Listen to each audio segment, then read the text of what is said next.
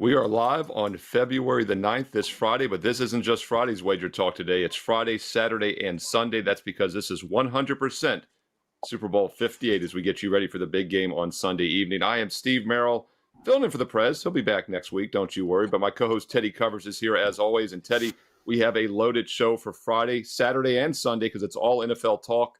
Going to start it off with the prop master himself. Nobody better to talk to about Super Bowl props than Andy Lang. Bryan Power as well, looking at the big game. He's going to look at the over-under and also a prop. And then we finish off the week right with Arthur DiCesare from the Westgate Superbook in Las Vegas. No better person to finish with as we head into the weekend than to get it from the inside, the sportsbook perspective. So looking forward to talking to Art as well. Teddy also is going to have a little what bettors learn and big game breakdown on the Super Bowl as we've been doing each and every day this week.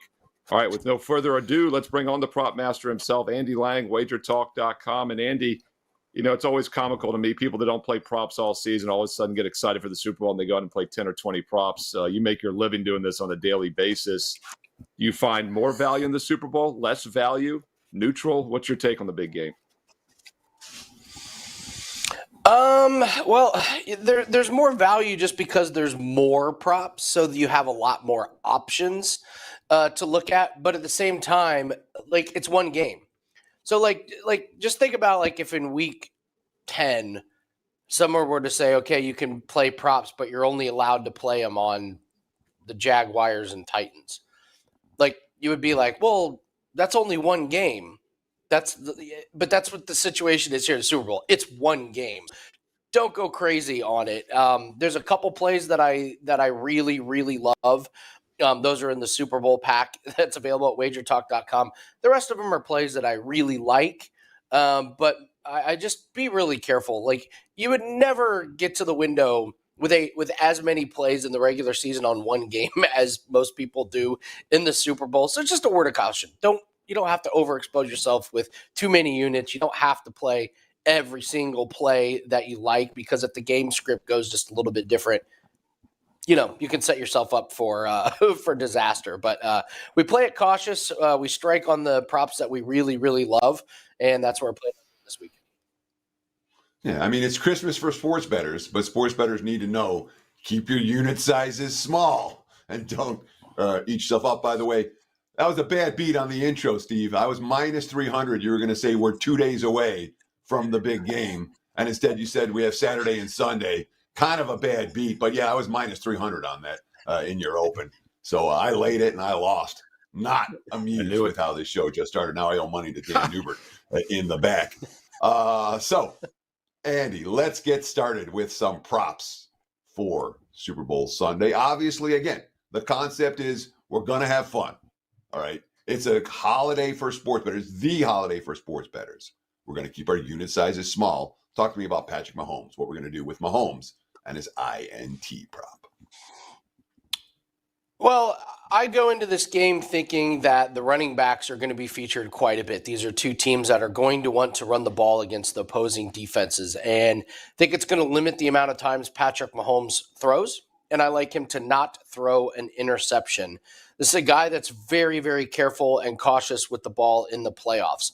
In the regular season, he had 14 interceptions. Some of those were bouncing off the hands of some of those wide receivers. But look what happens when he gets in the postseason. No interceptions against Baltimore. No interceptions against Buffalo.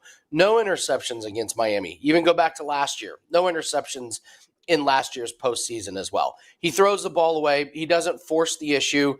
And he can take off and run instead of, trying to make a crazy play. So the other thing is he's not going to be throwing it to these guys that have been dropping the ball and causing interceptions. The Chiefs know who their best players are, and they're going to rely on guys like Travis Kelce and Rashee Rice and Isaiah Pacheco. So I just don't think this is going to be a game where Patrick Mahomes throws the ball a lot. I think they're going to try and use Pacheco quite a bit in the running game. He's very, very careful with the ball, doesn't make the big mistake. And this is a San Francisco team that led the league, tied for lead with 22 interceptions in the regular season. They did it against a lot of bad quarterbacks. You go through some of the list of the good quarterbacks that they played. When they played Baltimore, Lamar Jackson did not have an interception. Even in the game where they had the big 42-19 win against Philadelphia, Jalen Hurts didn't throw an interception. So obviously Patrick Mahomes, arguably the best quarterback in the league right now. So San Francisco has not forced interceptions against the elite quarterback. So I like Mahomes to not throw a pick in this game. Now, here's my question. You want Mahomes not to throw a pick. And I was curious why, because in your analysis of that, it sounded to me like the number one bet there is Mahomes pass attempts under.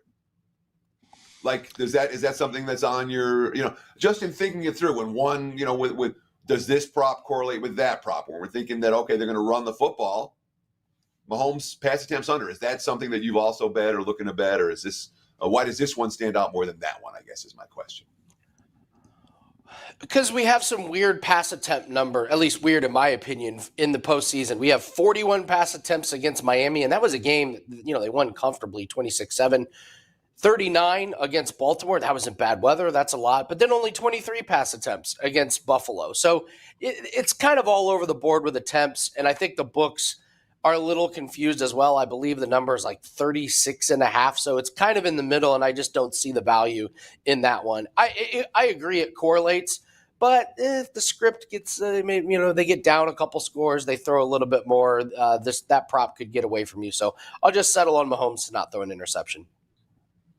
Andy Lang just said script. I wish I had that inside information. The script. So much talk about the script in the NFL games. Andy just let it out. That's why he does so well with the props, because maybe he has the script. All seriousness, though, we are talking NFL all day long here on Friday, and this is your Saturday and Sunday episode, because Teddy covers, we are 2 days away from the big game as we speak. And this is going to be an episode that you can watch Saturday and Sunday if you're watching on the replay. It's all NFL. We're going to talk to Bryan Power in a little bit about the game itself, also another prop, and Arthur DiCesare from the Westgate. And by the way, the Westgate's one of the few books, at least the WagerTalk Live odds screen, that is dealing at 2.5 right now. So I'm interested to talk to Art about that, why they're about a half point higher than the consensus line of -2 in most spots, and where he sees the public money coming in, because I will be doing my NFL Fade the Public video for Saturday. So I want to talk to him about some props as well. So Teddy, remind me to ask him about public props in case I forget. But while we're talking props, Andy Lang, let's look at another one in this game. We haven't talked about Debo all week, I don't think. And it was interesting. Golden Tate was on one of the NFL shows late last night when I was doing some work, and they asked him who the most explosive, who he likes watching the most from either team. And he thought for a second, he said Debo. He's explosive, and he could be a playmaker here, and he might be the difference in this game. He's probably healthy. He was banged up a few weeks ago. Andy, what are you doing with the Debo Samuel prop for the Super Bowl? I'm not going to do anything with Debo Samuel. I'm sorry. You know what? That's Bryan Power. Brian talk about Debo Samuel. Man, I got crossed up here. I was messing with Teddy about the 2 days. And so anyway, foreshadowing, that's the word of the day, hashtag Bryan Power will be talking about Debo along with the game. But, Andy, actually, you're going to do a cross-sport prop. And we have talked about one with Carm earlier this week, soccer and the NFL. And you're doing golf and the NFL. You're the first person to mix in some golf. So I think this is a pretty cool one. And Teddy and I also talked about cross sports in general. So first of all, give us your thought on cross sports props. Are these just fun? Is that why you're using it? Or is it something you do sometimes find value with for the clients? Yeah, you don't get a whole lot of opportunities to do the cross-sport parlays, and very rarely do you get a golf and NFL cross-sport parlay. So what I like here is they have a prop on DraftKings. Justin Thomas, birdies in the 4th round, or San Francisco 49ers touchdowns, which will be higher. And I love Justin Thomas to have more birdies in the 4th round. The best weather of the Phoenix Open is going to be on Sunday. The course, they got a lot of rain there. It's damp, which means the greens are receptive, which means if you put the ball in the fairway off the tee, you're going to have a lot of birdie opportunities with approach shots. The pins are placed in a really good spots on the greens for good putting opportunities. And last year, Steve, he had 7 birdies in the final round at this exact same tournament on this exact same course. So how many touchdowns are the 49ers going to have? I think it's a defensive game.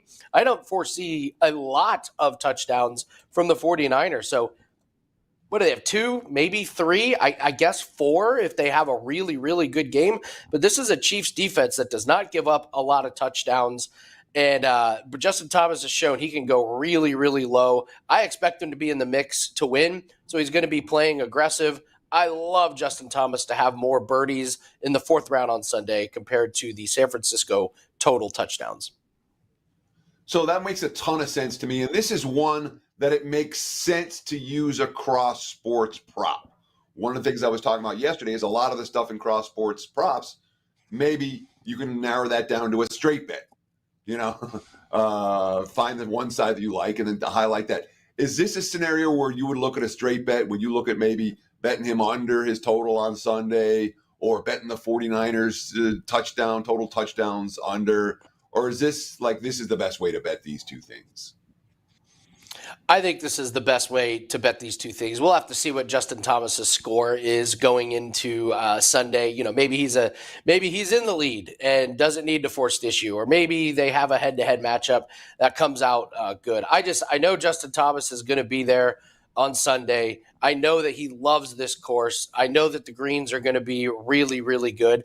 And I know the Chiefs defense is going to show up. They've been consistent throughout the year. So I think both things correlate. I won't overthink it, and I'll just take this prop that DraftKings was gracious enough to give us. Yeah, and by the way, the total touchdown prop for the game is 4.5 over 30. I was looking at that last night. So that would put the Niners around the 2.5 range, maybe with some juice one way or the other. So 3 would be the high side. And I agree with Teddy. What I like about this prop, Andy, is you pointed out he had 7 last year.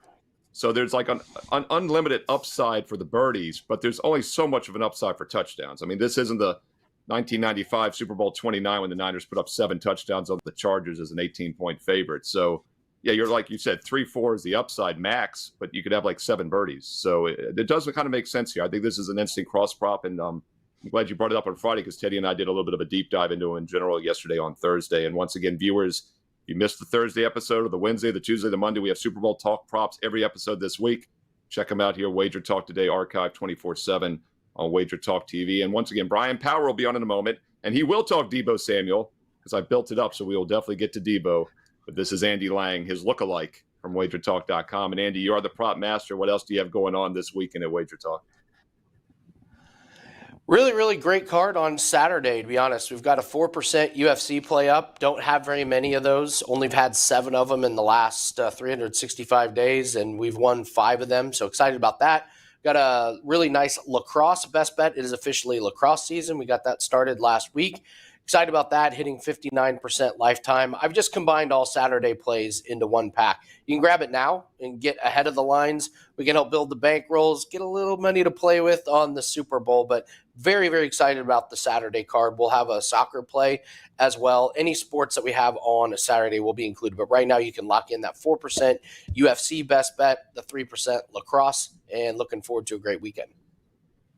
Andy Lang, WagerTalk.com. And, Andy's the textbook example of diversification, Teddy, because you and I will not be having any soccer, lacrosse, or UFC plays this weekend. You and I will be having NBA and college hoops, Super Bowl. You get Andy, you get Teddy, you get myself, Steve Merrill. You can diversify and win more long-term with less drawdown because you've got different sports that are not correlated. Yet another reason to take a look at that February all-inclusive special. You get the next 3 weeks for less than $9.50 a day right now. And you can also get the 1-year special, the Super Bowl to Super Bowl, which starts this Sunday through next year's Super Bowl. That is a full 365 days because of the leap year. But if you sign up on Friday or Saturday, you get 1 and 2 extra days included for free. No promo codes needed at WagerTalk.com. All right, Bryan Power is around the corner. I promise we'll get to that Debo prop because I know everyone is anxiously waiting after that huge buildup. But in the meantime, we've been doing What Bettors Learn all week. Teddy's been taking a look at different aspects of the Super Bowl. You've been doing props in your big game breakdown, but maybe another prop here for What Bettors Learn since we're getting closer to the weekend. So I want to talk about a guy that I know that makes money betting Super Bowl props every year. I've lived, I've known him maybe 20 years, maybe more. I'm not going to say his name. He's not that kind of a guy. He's a single guy. He lives by himself. He's not a boaster. All he wants to do is scrape out a living without a real job. He used to come to the Tuesday group meeting back in the day. He's a bettor, and he's got a bankroll. But he doesn't get the bankroll in play every day. He uses it when he sees fit. The Super Bowl is one of those times. What does he do? He's a specialist. He's betting against things. In particular, he's betting unders on tackles. He's betting no interceptions. He's betting no sacks. The ultimate nit stuff. He's got tickets on Dre Greenlaw, Fred Warner, Nick Bolton, Justin Reed, Javarius Ward, Trent McDuffie, Mike Edwards, L'Jarius Sneed, Jair Brown. Each and every one of those guys, you got them either under tackles or no INT or somewhere. Note what he's doing. He's betting at a bunch of books All right. Every book that's available for betting in Nevada, he's betting at. I'm pretty sure he's betting out of state as well. He bets at or near the open. He's getting these numbers right when they come out, and then he's betting at or near close. He'll be running around all weekend. And remember, especially in these non-traditional markets, especially with these second-tier props on tackles and interceptions and all that, lines vary wildly from book to book. Note what type of props he's betting. Yes or no, over or under props, not 6 different choices or even 3. And he bets a fair bit of stuff both ways. He's betting this guy over 4.5 and under 5.5. He lands 5, boom, he's golden. This guy's at a plus price, that guy's at a plus price. Lots of two-way action. And he hustles for 2 weeks. He makes his numbers Sunday night when the Super Bowl is announced, and then bounces around town attacking. He'll do it again all weekend. Sunday, after the books are trying to shade all the public action, sometimes you see some real variance on Sunday. He's a grinder. He's a nit. And he makes money. The least flashy guy you can imagine. I respect guys like that. I really do. Notice my relatively boring props this week. I don't care. My goal is making money. That's a whole lot more fun than losing money. That being said, on today's Big Game Breakdown, I will give you one guy to root for. I got an over on a popular player even. 2 overs, actually. But we'll save that for a little bit later in the show. Steve, back to you. Yeah, it's interesting that he's playing a lot of unders because we've talked about all week long how the prop markets in general all year long, the public likes overs in games themselves, and they usually inflate the overs with props. So my guess would be he feels that entire market is just overinflated, no pun intended. So he's looking for unders long term. He's playing a wide spread of players without having to worry about one guy going off. But you also said he plays early, which if you're playing unders, you'd want to play late. So that also made me think he was middling, like you pointed out he is, because he's probably jumping down some early overs maybe and then coming back on the unders. Well, there's enormous variance early. Right. This book might post a guy at 4.5 tackles, and that book might post him at 5.5 tackles. That's reasonable. This book might have the no INT at minus 300, and that book might have the no INT at minus 450 at the open, whatever it is. At the open, you will see a fair bit of variance, and he jumps on stuff right away. Yeah, and I want to point out also that Teddy used the keyword grind, and I've done this 20-some years ago with the Super Bowl props, and it was the Wild Wild West back with the offshores. You would get a 2 or 3 point variance on a college basketball point spread on a daily basis, and it's unfathomable to even believe that could happen anymore. You barely see a half-point difference. In fact, if you check the WagerTalk live odds screen any time of day or night, you're not going to see more than a half-point difference. So anybody out there thinking this is easier, this is the way to go, it's probably not worth your time to try to do this in New Jersey or Virginia with your FanDuel or DraftKings accounts, because you're literally going to go blind and exhaust yourself to try to find maybe one middle. And like Teddy said, those are the early opening numbers as well. Guys like this have corrected the market by the time the average Joe starts looking at prop numbers and the bets later in the week and this weekend as well. But yeah, a lot of different ways to make money during the Super Bowl, and that's definitely a way to do it, but it's not for everybody. All right, let's bring on Bryan Power, the aforementioned Bryan Power. And Bryan, you are so nice. We've had you on twice, but you're doing all Super Bowl this Friday here as we head into the big weekend. And man, I hope you have a Debo prop in a moment, or otherwise I'm going to look silly. But we're going to start with the game itself. Super Bowl, over, under. How you playing this one? Currently 47.5. It's been holding steady basically for a week and a half now. Where do you think this is moving? And more importantly, how are you playing it?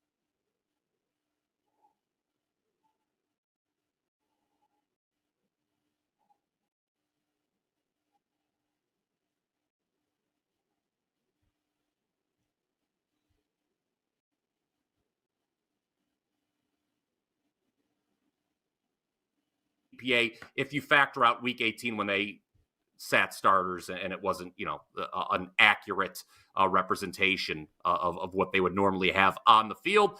They probably should have given up more than 31 to the Lions, right? I was on the show right after that, the day after the NFC Championship game. Prez and I got into it about Dan Campbell. I am the resident Dan Campbell defender here. I'll die on that hill.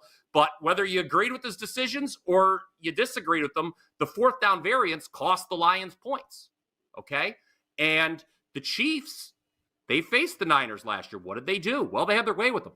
Mahomes threw for 423 yards, put up 44 points. What about the Chiefs defense? Let's turn to that. Well, they're very good, but they are 27th in DVOA against the run. I think we've all had our word about how poor, how foolish, how stupid the Baltimore offensive game plan was in that in the championship game. 49ers have Christian McCaffrey, in case you haven't heard. They're going to run the ball. I think you can move the ball on Kansas City on the ground, no doubt about it. And that AFC Championship game overall, guys, should have been higher scoring, in my opinion. The Ravens turned over twice in the red zone, or pardon me, in the end zone. They had the fumble, and then Lamar Jackson threw the INT into triple coverage. Flip side of that, Kansas City had a red zone turnover on downs themselves, got stopped on a 4th and 1 at the Ravens 13. Add it all up. If you're looking to play the total in this game, I would go over 47.5. So I'm looking at the other side of the total, Brian, of course. If we're going to argue, let's argue.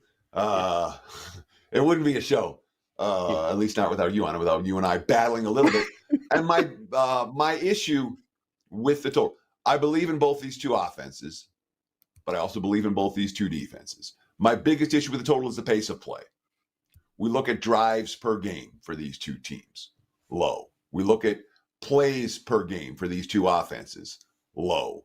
We look at a preferred style of play for both coaches, and I see grind, not big play, big play, which makes me look at the under. I think it's going to be a low possession game. Are you worried about that at all? I think the thing that worries me the most about the over in this game, Teddy, is the second half. As I'm sure has been mentioned on the show at some point during this week, Kansas City is 18-2 to the second half under. I think if someone is listening and shares your concerns, a better way to attack the over would be the first half over. I do think these teams are going to get off to good starts. San Francisco's been a first half over team this year. Yes, the pace of play, though, to answer your question, is a very legitimate concern when playing this total. I just think perhaps, unlike yourself, that we may be seeing some big plays from both of these offenses, and that is obviously conducive to the over. And once again, viewers, I know Brian might have been muted on the live stream here for the first 30 seconds or so, and that was not me, even though he wasn't talking Debo Samuel. I should have muted him. So we'll give him another chance here. And by the way, Joe Ranieri said the viewers did not miss anything in that 30 seconds, Brian. Just wanted to let you know. Anyway, we're going to – yeah, there we go. How was I muted? Is Joe pulling his tricks behind the scenes here? My goodness. Well, I just checked, too. Unfortunately, Brian is not on the college basketball show at 2 Eastern today because that would have been even more fun. But I will be on, so I'll talk to Joe about it at the time. Teddy, by the way, is on the NBA show at 4 Eastern. So check out basketball at 2 o'clock and 4 o'clock today. I know we're doing all NFL Super Bowl here on Friday, but tons of basketball to talk about. I also will have my college top 25 video later tonight. So hit subscribe and hit that bell for instant alerts when the basketball content goes live. All right, Brian. Debo Samuel. I hope you've got something. We won't mute you for this one. How you playing, Debo? Biggest prop of the year. Yeah, so look, I'm going to attack it in an interesting way, and I guess Teddy's buddy will hate this segment because I'm going with another over here. I'm looking at his rushing and receiving total, which is currently at 75.5. Let's look at Debo Samuel, what he might be able to do in the rushing part of the prop. Okay, he's got 40 carries in 17 games played this year. He had 3 carries in the NFC Championship game. 8 times this season, Samuel has had at least 3 rushing attempts. That's a pretty decent number for a wide receiver. I wouldn't be surprised if he had even more here. I think Kyle Shanahan's going to dip into his bag of tricks. I think he's going to try to attack that Kansas City run defense that I mentioned is 27th in DVOA in some unique ways. And I know in the NFC Championship game, guys, Samuel, those 3 rush attempts only netted 7 yards, and he had no rush attempts against the Packers. But over the course of the season, 28% of Samuel's rush attempts have gone for 10 or more yards. So we talk about the possibility of a quote-unquote big play. I think Samuel can potentially break one running the football here. Going back to the regular season, after he came back from injury, Samuel had at least one run of 11 yards in 6 of the final 9 regular season games. He averaged 15 rushing yards per game for the entire season. Again, Chiefs 27th DVOA against the run. So that's rushing. Let's go to the receiving part of the program. Kansas City's defense, no doubt about it, very good at shutting down receivers. So I would not want to be betting Samuel's over on his number of receptions. But again, I think there's a likelihood he's going to have one big one. Why do I say that? Among all receivers in the league who had at least 20 targets this season, Samuel was number 1 in yards after the catch. 8.7 yards after the catch is what he averages. For a guy who averages nearly 15 yards per reception, Teddy, just over 6 yards per rush attempt, I don't think we're going to need a ton of touches here for him to go over this rushing and receiving prop. Over 75.5 is how I would play this heavily hyped, much anticipated Debo Samuel prop. So when it comes to Debo, you talked about those season-long stats.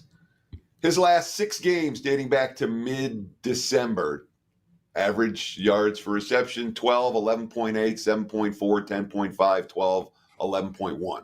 He has a grand total of 1 catch in the last 6 games.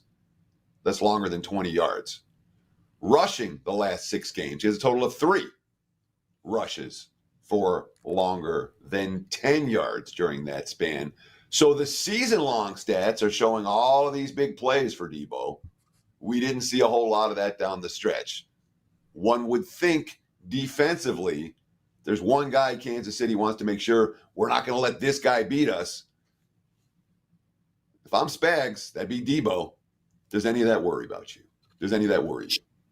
Oh, sure. I mean, there's a lot that worries me. But, here's the thing. I think Kyle Shanahan is and again, see, that's why I don't want to do just individual rushing or individual receiving. I just like to me, playing it this way, I think there's more paths to victory. I think, in one of those ways, he's going to break one. And Kyle Shanahan's a very, very good play caller. He's had 2 weeks to scheme. I think he could come up with something. And again, 75.5 yards. What do we need? Probably, even if he hits those averages, what are we going to need, baby? I think if he has 6 or 7 plays, I think he can go over this. No doubt about it. If positive plays, I think he's going to be able to go over this.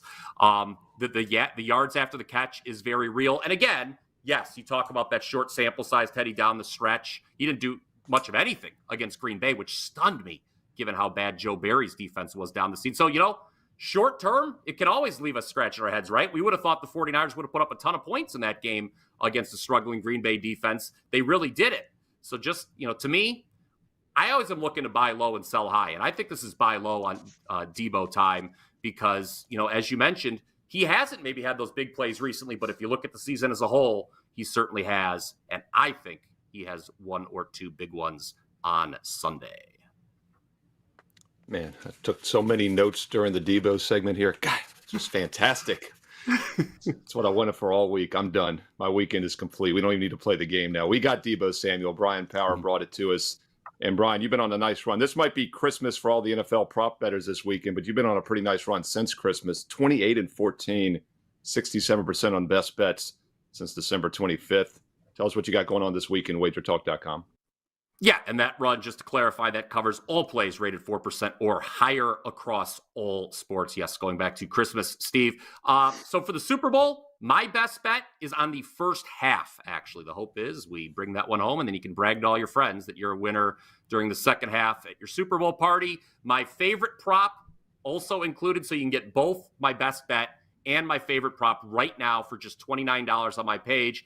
I also, for tonight, have an NBA and college best bet, one each. So 2 best bets for just $29. We've been seeing it really well in the NBA the last 2 nights, 5-1. We're up over 79 units combined in NBA and college the last 12 months. Oh, by the way, just my betting history in the Super Bowl last year, we had a 5% play on the Chiefs over the Eagles. Last 3 times the Chiefs have been in the Super Bowl. Perfect 4-0 with my bets. That includes Chiefs and under when they played the 49ers a couple of years ago. So head over to my page, wt.buzz/BP. It's Bryan Power, WagerTalk.com. And by the way, I know the audio kicked off the first 30 seconds or so, but Bryan also has a standalone video breaking down the total here on WagerTalk TV. So I recommend everyone check out those single standalone videos as well. There's a ton of single prop videos, 4 or 5 minute videos, quick hitters from numerous cappers. Teddy did his game breakdown a couple of days ago. Mine went live at midnight, so it's up there as well. So you can get both Teddy Covers and Steve Merrill's full breakdown of the game also here on Wager Talk TV. And then, of course, my Fade the Public video will be up this weekend on Saturday. I try not to be too much like the Prez when I host, but sometimes I do try to be like the Prez. He does a great job with the live chat. So I've been trying to chime in a little bit. It's not my thing normally. I like to do the post-game chat here on YouTube, comments below. So definitely leave your thoughts there on the replay. But Bill Sandoval, one of our loyal viewers, he's in there every day, had a great point. He said, is there some value with under props on players just because of the injury risk? And, obviously there's a little bit. In one game, it's not too likely. But Debo's an interesting guy because he was hurt a few weeks ago. So came up when Bryan was talking. I thought that was an interesting comment. It's definitely something I talk about with the full season win totals. I always say there's some downside risk to the unders. There's more, downside risk to the overs because of like a key quarterback going out. So it's an interesting thing to think about.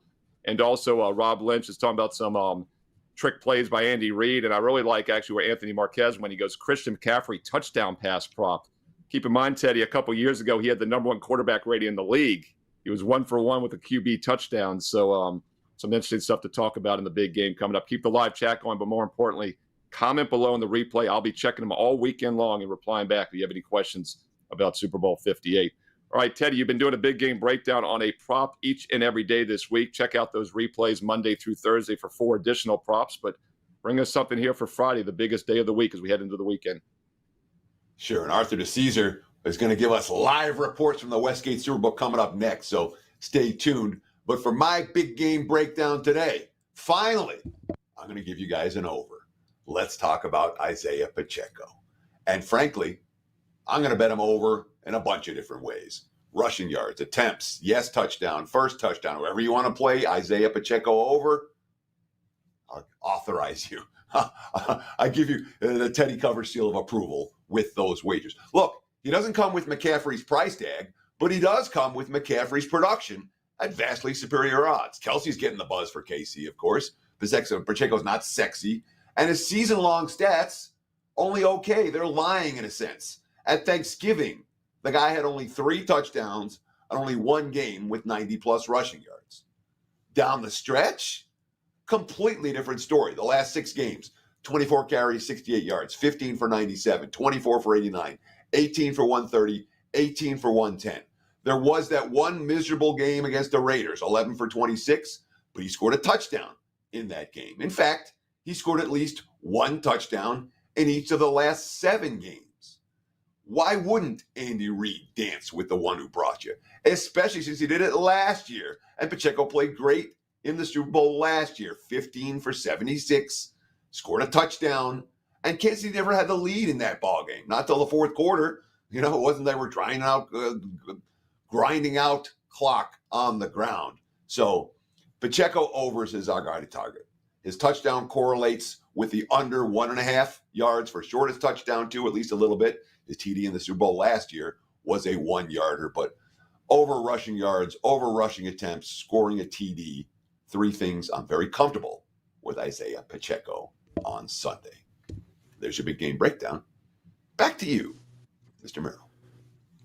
Yeah, Pacheco was very good to me and the free video viewers a couple of weeks ago in the divisional round. I had best bets for my clients in 3 of the games, but I had no opinion on that Bills-Chiefs game. I did a standalone free video here. Couldn't even really come up with anything for the side or total. And the more I dug into it, Teddy, I really started liking Pacheco props, and I mentioned him over.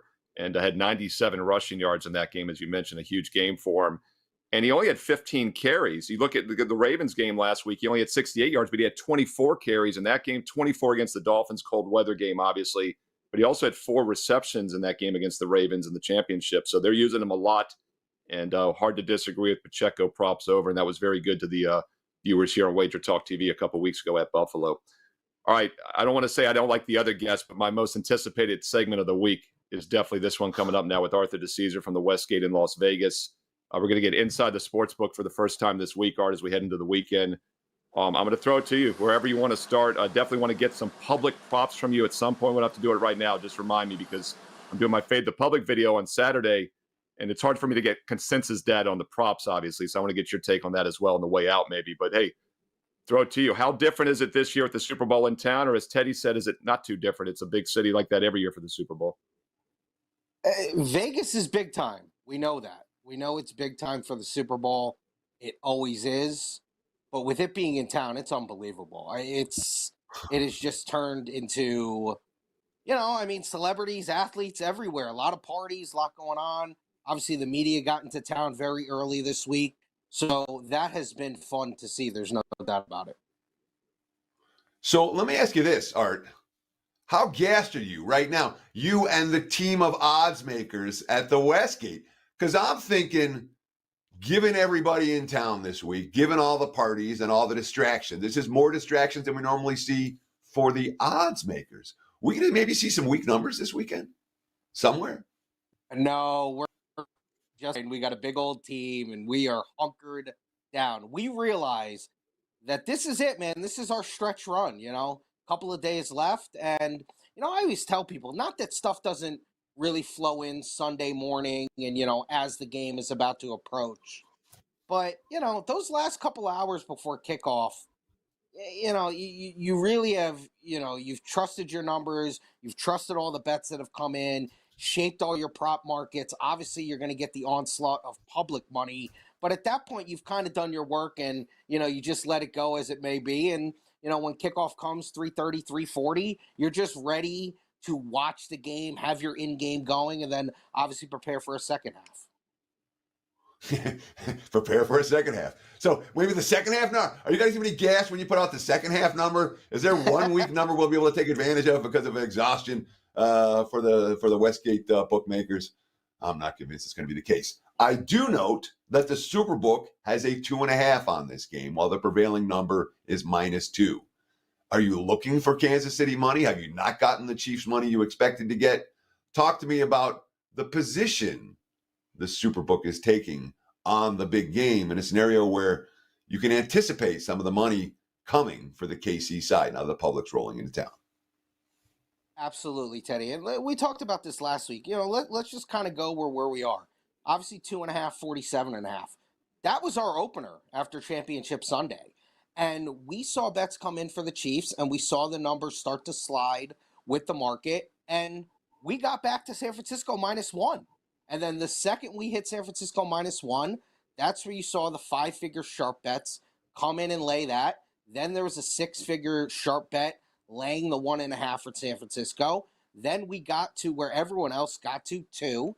And then we figured, you know what? Let's just get to 2.5. Let's get ahead of it. And we've been at 2.5 now these last 3 or 4 days, and we felt comfortable staying there. Now, we have started to see with some public people coming in, they've now grabbed the +115 on the Chiefs on the money line because obviously we're going to have the best number for the Chiefs money line. A lot of +110s, +105s out there. When we're dealing with +115, we're going to see some of that Chief money. We're very comfortable in the Niners for us, especially if we start to see a lot of public money come in with the Chiefs, because we feel that the Niners are the right side. They're the better team. They're the highly more, power-rated team, and we have felt that way all year. So we feel good about laying the 2.5 out there. And if someone wants to come in and take that or take the +115, we welcome it. So is this your typical Super Bowl where when they're playing the favorite, they're laying the points, and they're playing the dog, they're taking the money line? Do you guys scoop and score if San Fran wins this game by a point or 2? Oh, that's always, yeah, absolutely. That would be incredible for us. Now, and this doesn't take into account as much because it's always going to happen. You got to remember, too, we got to close the Super Bowl futures after this because obviously someone is going to be crowned the champion. Niners winning outright for us for a season-long pool is not going to be great. But I do think if we were to end up getting something like that, a San Francisco 24-23 game, it would be a phenomenal result for us. And it's funny with that total, and I know you guys talked about it and I've heard it all week. 47.5, that thing hasn't moved. We haven't budged a half point up or down. I mean, we've seen both sides. We've seen over money and under money. Be interesting to see over these next 48 hours if that total starts to attract some more sharp bets and it gets pushed up. It might get pushed up half a point or a point, but it's crazy that it hasn't moved. Yeah, Art, I've talked about it a lot this week. Both 47 and 48 are key numbers. I'd say there's a 2 to 3% chance it could land on either one of those. And then, of course, you got 41 and 51, which can kind of come into play on teasers both ways. You'd have to use a 6.5 or 7-pointer. Chiefs 2.5. Teddy and I have talked about how that covers a lot of key numbers, teasing them as well. So it'll be interesting to see where the lines move. Little foreshadowing from my public video. The Chiefs are definitely a public dog this week from all the consensus stuff I've been looking at. So I would expect that's where the money's coming in. But then again, those are smaller bets. Like you said, you've had 6-figure big boy bets on the Niners. I do see a sharp square divide. San Francisco, KC on the side. The total, it looks like the public's going to be on the over as well, which is nothing out of the ordinary. A public dog is a little more unordinary. All right, I want to ask you about the props, though. It's hard for me to find consensus data, and I want to throw a bunch of them in my video this week. And I always talk about Teddy did a breakdown of the under 1.5 shortest touchdown. I always use that as an example because I think that's a contrarian prop that normally wins more times than not. Public probably thinks it looks weird. 3 straight scores is one I used to talk about, but it hasn't been cashing as much in recent years because these Super Bowls are so competitive. Safety, overtime, Teddy's talked about those in years past. That's usually juiced not enough considering it doesn't happen, even though it has in some recent years. What are some other kind of public square props, maybe where the sharps are on one side, the public loves the other side, though? Sure, a couple public ones because I wrote them down and I split them up. I think the public people that you would expect to be bet on, there's no shock. They've taken over Kelsey yards. They've taken over his catches. They've taken over Christian McCaffrey rushing yards. An interesting one because maybe it's a little bit more under the radar and you would think, wow, they're actually betting, solo plus assisted tackles. But Fred Warner's been pretty popular with our public players over 8.5. You normally don't see that, but the money that has trickled in on him has been all from public players, general public house players. So nothing crazy there. Teddy, I'm glad that you brought up that Pacheco rushing attempt prop because we've actually seen interesting action on both sides. Sharp took under 16.5 sharp in the opening numbers, went down to 15.5, and then definitely more sharp players started to take that over 15.5, and we went back to the opening number, and we moved off a really respected guy on that opening number, but had to go back to the regular number because we just felt we were getting overwhelmed at 15.5. Total field goal yardage combined. This is a big one. Over 107.5. It's now 116.5. So that has almost moved 10 yards to the over. That is a big one. This one I love. I love when we kind of, pit people against each other or pit teams against each other. Niners versus Chiefs, rushing yards. Niners open minus 10.5 to have more rushing yards. That's now 20.5. So that has moved 10 yards for the Niners to have more rushing yards, but you're laying a spread in that. So those are some real fun ones. I know you guys touched on Debo. Sharps are taking his under catches. 4.5. We only moved the juice. It opened pick, minus 110 both ways. Now minus 135 under 4.5. So you talked, and Steve talked both, about how we expect the public to be more on Kansas City in this game and the wise guys to be more on San Francisco. You've been in Vegas how long now, Art? Going on 10 years. Exactly. So you've seen a fair few Super Bowls. Does the public win Super Bowls ever? Do the wise guys lose? Talk about Super Bowls where the public has won and or the wise guys have lost. Have there been many? Did this happen, or is that the exception rather than the rule? No, I think it's happened. Obviously, you'd probably know better than me, Teddy. I mean, I remember, I think one of them, which I felt was very public and square one, and you could correct me if I'm wrong. I think Panthers-Broncos was that way. It felt very divided in that way where, it felt like the public was on the Panthers and the sharps were on the Broncos, or maybe I'm flipping those. That felt you're right. And that was early. Yeah, and I had just started working. I've been in Vegas 10 years, but I've been in the sports books about 7. So that was like one of my first Super Bowls I remember working in the sports books and thinking, wow, look at this. This is a real divide. So that was one that really stood out to me. And Teddy, I was going to ask Art real quick if you might have another follow, but I want to ask him real quick. We've been talking about cross sports props the last couple of days, and Teddy and I said yesterday we don't use them a lot. Andy had an interesting one with the PGA. Do you see much sharp action, or is that more just public entertainment type props? And how difficult or how lucrative are they for you guys, I guess? It's funny, and talking to Jeff and Ed, and obviously that's Ed Sammons and Jeff Sherman, two of the best. they've been doing this so long that they said the almost appeal of the cross sport props have kind of died a little bit. It Huh. used to be, it was more like, hey, we're going to put these up. We can get a little bit of a media buzz on it. Not everybody's putting these up. And it Right. happened that way. And listen, if you lost a couple bucks on them, that's okay. You got a little bit of pub for your sports book, and away you go. We really scaled back on them this year. Listen, we have them, but we aren't offering the same amount that we would in previous Super Bowls. So I think that is something that, keep your eye on. It's probably going to get more and more scaled back as we move on. So if you scaled them back, that means it wasn't as good a result last year as you might have hoped for with those props. I mean, is that how it works? If you guys cleaned up, would you put more of them out? And if you guys get beat up a little bit, you put less of them out? Is that real, or is that just me making stuff up? No, Teddy, I think there's something to that. But I think also, too, we want to start being a little bit more creative with the actual game stuff. Like, I get it. It's obviously part of the game, but it's a cross-sport prop.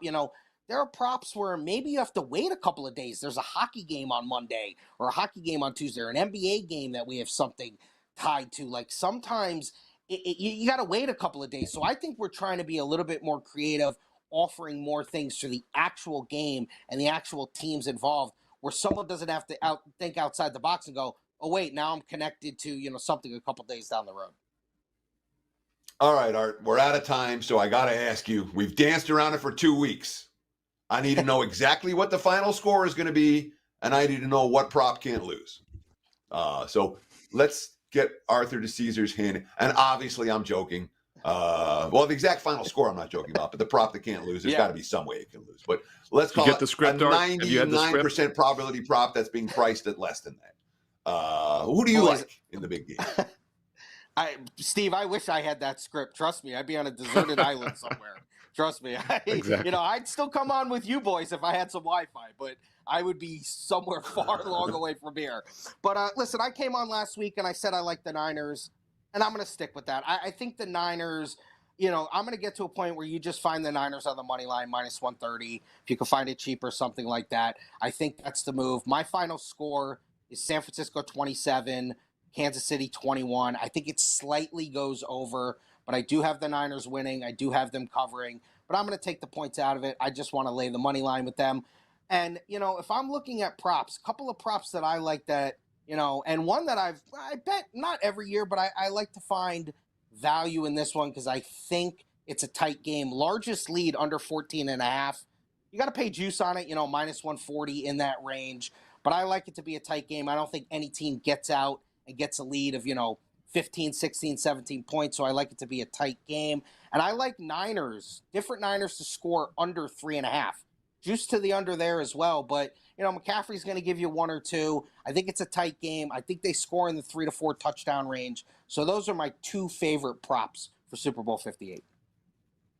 Love it.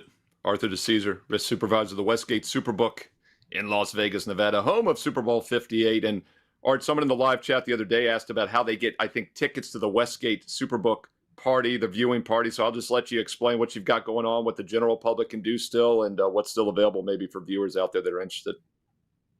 Sure. Anything that's going to have to do with the Super Bowl, and then, in a month or so, March Madness, everything's done through food and beverage now.